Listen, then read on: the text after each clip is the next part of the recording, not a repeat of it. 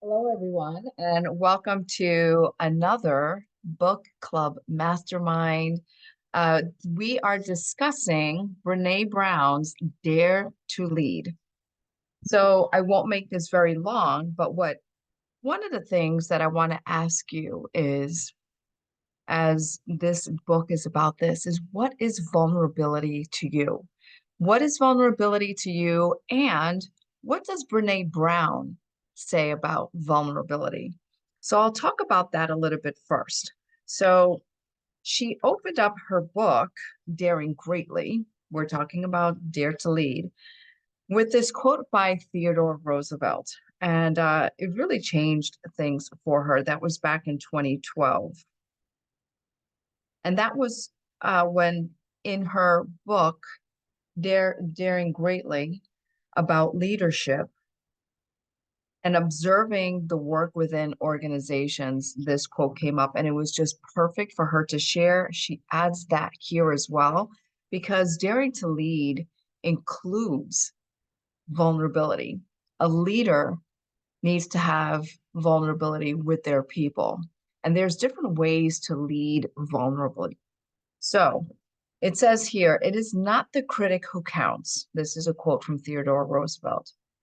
Not the man who points out how the strong man stumbles or where the doer of deeds could have done better.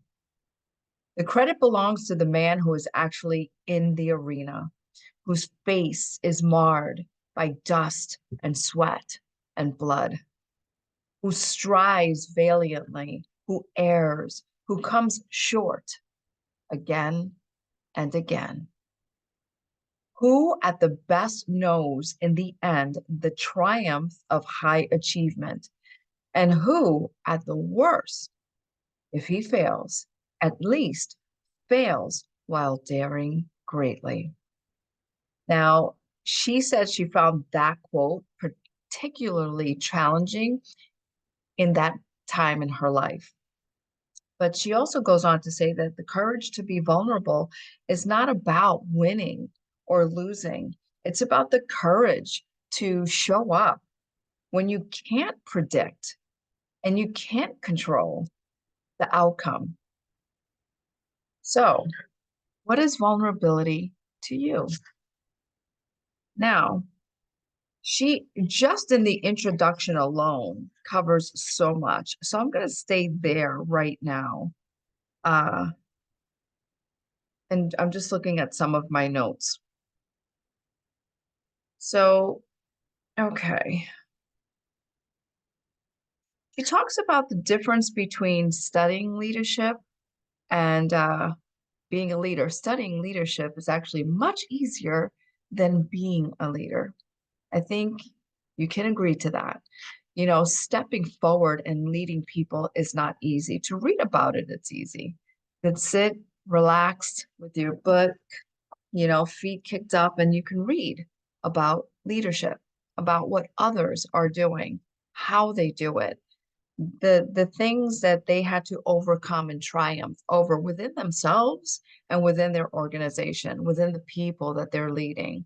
It's learning about human behavior. It's learning about different personalities. It's learning when things don't go right for you as the one that people are looking to lead them, and how at times being vulnerable and sharing, not from a place of pain or from a place of anger, but from a place of understanding where we are, that doesn't define you, and what are the steps that are needed to take to move forward, not only for the leader, but for everyone in the organization or team.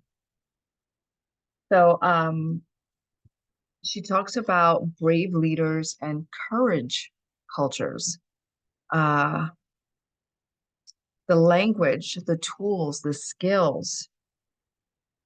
And she describes all this in all of her chapters, everything, all of this is intertwined. And it's a serious practice. The key word being practice. This is a daily thing. She says, being courageous uh, is more than just holding this book. The barriers and obstacles to daring leadership are real and sometimes very fierce. But what she's learned from both the research and her own life is that as long as we name them, stay curious about them, and keep showing up, they don't have the power to stop us from being brave, to stop us from stepping into what is important, what our values are, and staying true to that. She also goes into, um, let's see here. Before I move on, let me ask you another question. Within this book, so what are or which of the four skill sets that Brene Brown talks about of daring leadership resonates with you? Is it rumbling with vulnerability? Does that resonate with you? Living into your values, is that a skill set that resonates with you? Braving trust, is that something that resonates with you? Or learning to rise, and why? See, the thing is there's something that touches upon each one for myself that I resonate with each one. There wasn't one that was the one. So rumbling, for example, for me, and she talks about this in page 8, and I'm looking at my notes.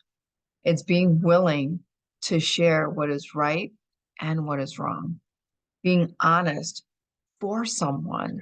As a leader, you can't sugarcoat things and being afraid you're to hurt someone's feelings. You don't want to hurt someone's feelings, but you want to give them information and feedback and constructive criticism that's not always received in a way that feels good, but you know that is needed for them to shift things, pivot, adjust, or or even bigger than that in order to grow. So when you have someone that can be honest with you and share with you the things that you may not want to hear, but need to hear in a way that comes from a place of strength and love as a leader is very, very important. So for me, the rumbling with vulnerability is not easy. But that resonates with me because I personally don't like to hurt people's feelings. So I tend to, not all the time, but I tend to say things in a way that I know is received kind of softly. That's just my personality, and that's okay. But sometimes those hard conversations and those really hard feedback they need to be said to help the other person, to help them grow, because it's not about me. It's about helping the other person see their blind spots, and we all have blind spots. Also, the next one I had mentioned was living into our values.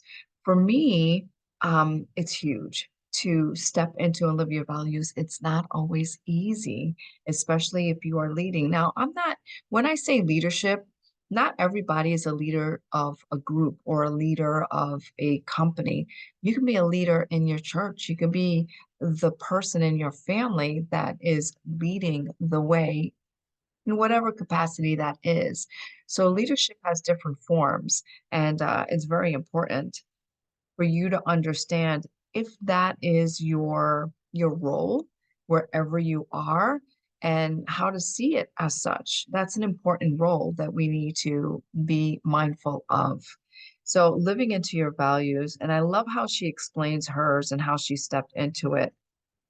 And that was, let's see here. So she says here, people think it's a long walk from I'm not enough to I'm better than them, but it's actually just standing still in the exact same place in fear, assembling the armor. She goes, I don't want to live in fear or lead from fear. And she goes, I'm sick to death of armor. Courage and faith are my core values. And when I'm in fear, I show up in ways that leave me out of alignment with these values and out of my integrity. This is when I remember Joseph Campbell's quote, which she says she believes is one of the purest calls to courage for leaders. And it's this: the cave you fear to enter holds the treasure you seek. Campbell consulted with George Lucas on Star Wars, and there's no question in my mind, she says, that my favorite scene is Lucas bringing this wisdom to life. This is how I think, no black belt, but I have to believe that the force is with me. So I love that. So it's really just understanding what your values are. And when those times come up, when you are fearful, to step into it, knowing that the force, God, universe has your back because these are your values. This is what you believe, and this you have to trust that when you step into it, that things, providence will just move for you and for others as well. Okay. So next I mentioned with regard to skill sets, braving trust. Uh, for me, braving trust is trusting someone that has my back, but it's also, and not so much my back, but my best interests at heart. And then for me personally, to jump, knowing that everything is going to work out. So it's kind of like the living into your values and kind of, understanding that and taking the step forward. But even braving trust, and then that's different for everyone. So I ask you the question, what is braving trust to you? And is that a skill set that really resonates with you? And then learning to rise. Is that something that is a skill set that was like, that is more like, I need to do more of that. Learn to rise. And why? Think about that. Not just go, oh, yeah, that's a big one for me. But why? Think about that. And I encourage you to get the book, Dare to Lead. It is a phenomenal book. And she also has, if you go to BrenéBrown.com, lots of worksheets and things you can work through to help you if you wanted to do this for yourself, or if you wanted to read this with your team or a group of people or a group of ladies or a group of men. So I hope that was helpful. Okay. So then, oops. All right. Okay. So for me, I put here like it's just more of learning to rise. It's about relying on yourself, trusting yourself. It is, and sometimes depending on your background, your experiences in the past, it can be something that is very difficult for you. So the learning to rise might be something where you need to do small, simple things that you can learn how to trust yourself. And and maybe it's doing those small things that once done, it's like, I could do this. This is doable. And then just stretch yourself just a little bit more and a little bit more. And you start to learn how to rise and build the trust within you and step into your values, what's really important to you. And along the way, you will rumble with vulnerability. And it's not a bad thing, it's a good thing. Just feel it, step into it, trust it, and know that just by doing the small things that are doable, that you can learn to rise and rely on you. Have those conversations that are for the other person and speak from a place of love, compassion, but strength and knowing that what you're sharing is good for both. There's that mutual that ebb and flow of conversation, of trust and belief and all the things. So I'm going to leave you with, what am I going to leave you with? Okay. I'm going to leave you with this. Daring leadership, making contributions and taking risks. At the end of the day and at the end of the week, at the end of my life, I want to say I contributed more than I criticized. It's that simple. If you find yourself leading a team or culture in which criticism outweighs contribution, make conscious and resolute decision to stop rewarding the former. In fact, turn contribution into a rumble skill. She says in her company, she goes, you're not allowed to criticize without offering a point of view in return. If you're going to tear something down, you have to offer a specific plan for how you would rebuild it to make it stronger and more substantial. In fact, even if there's nothing to criticize, we still require everyone, this is her team, who comes into any meeting to come with a prepared point of view and then share it. This supercharges contribution and puts everyone in the arena where the stakes are high. Your point of view can shift as new data emerge, but you still have to participate and risk a little dirt and blood on your face. The people who count are the people who are putting themselves out there and making contributions. Cheap seats, be damned.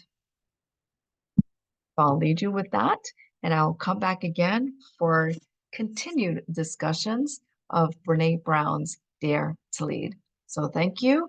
I look forward to any comments or questions you have. And until then, be well.